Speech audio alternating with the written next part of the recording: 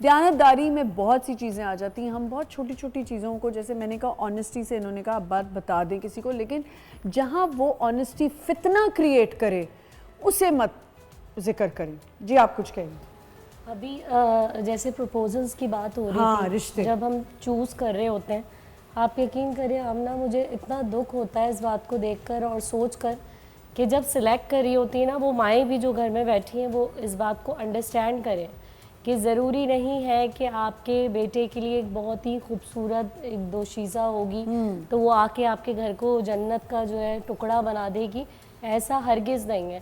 میں بہت ساری ایسی لڑکیوں کو جانتی ہوں آمنہ, آپ یقین کریں, جو میچور ہیں, جو پڑھی لکھی ہیں, لیکن ان کے لیے رشتہ نہیں ہے کیونکہ وہ فائنینشلی اتنی اسٹرانگ نہیں ہے, وہ اتنی خوبصورت نہیں ہے, تو ان کے ساتھ پرابلمز ہیں. آپ اس بات کو انڈرسٹینڈ کریں. مجھے ایسا فیل ہوتا ہے اور میں نے ایکسپیرینسز بھی دیکھے ہیں لائف میں کہ جو میچور پڑھی لکھی لڑکیاں ہوتی ہیں وہ زیادہ جو ہے وہ اپنی معاملات کو نبھاتی ہیں بنسبت کہ صرف ظاہری خوبصورتی آبویسلی وہ حق ہے ایک انسان کا, لیکن آپ اس کی وجہ سے دوسرے لوگوں کو اگنور نہیں کر سکتے. یہ بھی بددیانتی ہے. دوسری بات, وہ جو حق مارنے کی بات ہو رہی ہے بار بار کہ جو ہے وہ چیزوں کو چھپا لیا جاتا ہے, وہ کسی کو اس کا حق نہیں دیا جاتا. انجام کیا ہے ایسے لوگوں کا؟ جب وہ پہنچیں گے کسی بھی قسم کی امانت کے اندر آپ خیانت نہیں کر سکتے, کیونکہ دیانت داری کا سنونیم ہے امانت داری کا, امانت کا, ٹھیک ہے, مترادف ہے اس کا. آپ نے خیانت کی, کسی کا واٹ ایور کوئی بھی حق ہے وہ آپ کھا گئے, ٹھیک ہے. لوگ تو یہاں تک سوچتے ہیں کسی کا مال ہمارے پاس پڑا ہے نا, آج اس کو ہڑپ کر جاتے ہیں, کل کی کل دیکھی جائے گی, اس میں ہم خیانت کر لیتے ہیں. جب آپ پہنچیں گے نا پروردگار عالم کے حضور میں تو اللہ آپ سے کہے گا کہ وہ جو تم نے امانت کھائی تھی دنیا میں وہ واپس لوٹاؤ. تو بندہ کہے گا کہ پروردگار وہ تو دنیا میں, پروردگار کہے گا نہیں وہ جہنم میں پڑی ہے, جا کر لے کر آؤ.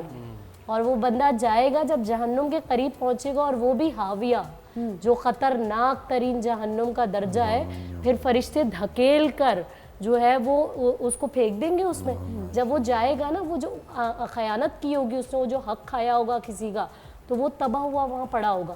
وہ شخص اس کو اٹھائے گا, اپنے کاندھوں پہ رکھے گا اور وہ چلے گا, چڑھنا شروع کرے گا, درجوں کو طے کرے گا. جب اوپر پہنچے گا دوزخ کے کنارے پہ, پھر فرشتے دھکا دے دیں گے اس کو, وہ پھر اٹھائے گا, پھر دوبارہ جائے گا, پھر اس کے بعد دوبارہ دھکا دے دیں گے اور وہ پھر ایسا اس میں چلا جائے گا کہ وہ نکل نہیں سکتا اس سے. تو وہ لوگ جو کسی بھی طریقے سے حرام کماتے ہیں, کسی کا حق مارتے ہیں, یہ بھی تو بددیانتی ہے نا کہ آپ اپنی اولاد کو حرام کھلائیں. 2761 حدیث کا نمبر ہے مشکات میں, اور صحیح بخاری میں بھی یہ حدیث ہے کہ ایک زمانہ ایسا آئے گا کہ لوگوں کو پرواہ نہیں ہوگی کہ ان کے پاس جو مال آ رہا ہے وہ حلال طریقے سے آ رہا ہے, حرام طریقے سے. اچھا ایک چیز مجھے بتائیں, کیا یہ دیانتداری میں نہیں آتا کہ آپ کوئی آپ کے لیے بہت اچھا کام کرے, ایک کمپنی ہے جو بھی کہیں بھی کام کر رہا ہے, اب یہ بھی لوگ کرتے ہیں, بھوکا پن کرتے ہیں کس چیز میں؟ اپریسیشن میں. یہ اپریسیشن میں جو ہے دیانتداری نہیں کرتے. سب کچھ صحیح چل رہا ہے, کہتے ہیں نہیں زیادہ نہ بتانا سر چڑھ جائیں گے. یہ آنیسٹی نہیں دکھاتے وہاں لوگ. یہ بھی ایڈ کر لیں آپ نا, لیگ پولنگ بھی کرتے ہیں. لیگ پولنگ تو ہے, وہ تو چلے, وہ تو چل ہی رہی نا, اس پہ تو ہم ایک کریں گے کہ آپ کیوں کسی کی لیگ پولنگ کریں. لیکن ایک چیز اچھی چل رہی ہے اور اس سے فائدہ بھی ہو رہا ہے کمپنی کو, سب کچھ ہو رہا ہے, لیکن جو حکمران ہوں گے وہ کہیں گے نہیں نہیں نہیں اینو نہ دسی, سرے چڑھے گا. وہی بات, اپریسیشن میں دیانتداری, اپریشیٹ کرنا تو اللہ عز و جل کی سنت ہے. اللہ فرماتا ہے تم میرے ساتھ معاملات پورے کر کے آؤ گے نا تو میں تمہیں پھر کیا دوں گا؟ میں تمہیں جنت میں اعلیٰ نعمتیں دوں گا. اپریشیٹ کرتا ہے, تم یہ کرو. اور جو لوگ اپریشیٹ نہیں کرتے ہیں, ثم لتسألن یومئذ عن النعیم, اور پھر تم سے اس دن ہر نعمت کے بارے میں سوال کیا جائے گا. ہم نے تمہیں نعمتیں دی تھی, تم نے اس کو پورا نہیں کیا. اسی طرح کسی کی تعریف کرنا, کسی کے لیے اچھے الفاظ. حضرت حسان بن ثابت رضی اللہ تعالیٰ عنہ کو حضور فرماتے تھے اے حسان آؤ ممبر پہ بیٹھو, ہماری شان بیان کرو. تو پھر وہ حضور کی شان بیان کرتے تھے, تعریف کرتے تھے. اسی طرح حضور صلی اللہ علیہ وسلم آؤ تمہیں میں بتاتا ہوں, ابھی ایک شخص آنے والا ہے وہ جنتی ہے. تو ایک صحابی رضی اللہ تعالیٰ عنہ آتے ہیں, سب حیران ہوئے تھے, یار یہ جنتی ہے, حضور نے اس کے اپریشیٹ کیا. کیا عمل کیا تھا کہ یہ اپنے والدین کو جا کر کے پہلے کھلاتا پلاتا تھا, اس کے بعد جا کے اپنے بچوں کو کھلاتا پلاتا. اپنے والدین کی اتنی عزت اور ان کی اتنی وہ خدمت کیا کرتا تھا. ہمارے جو آج کے معاشرے کے اندر ہے نا, اگر ہم نے کسی کو کہہ دیا کہ یار تو نے بڑا اچھا کام کیا ہے, تو ہمیں کیا ہوتا ہے, وہ بھی تو لالچی ہوتا ہے نا, وہ کہتا ہے یار مجھے اپریشیٹ جیسے یہ کرے گا نا تو میں اپنے ریٹ بڑھا دوں ہاں میں اپنے ریٹ بڑھا دوں گا. وائس ورسا ہے نا, دونوں ہاتھ سے تالی بجتی ہے.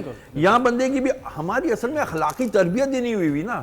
ہمیں پتہ ہی نہیں ہے کہ عاجزی کہاں کرنی ہے, ہمیں پتہ ہی نہیں ہے کہ ہم نے کہاں پر اپنی, ہاں جہاد کے موقع پر حضور نے فرمایا تمہارے بال سفید ہیں تو کالا خضاب لگاؤ تاکہ دشمن کے اوپر ہیبت تاری ہو, یار جوان لوگ آئے.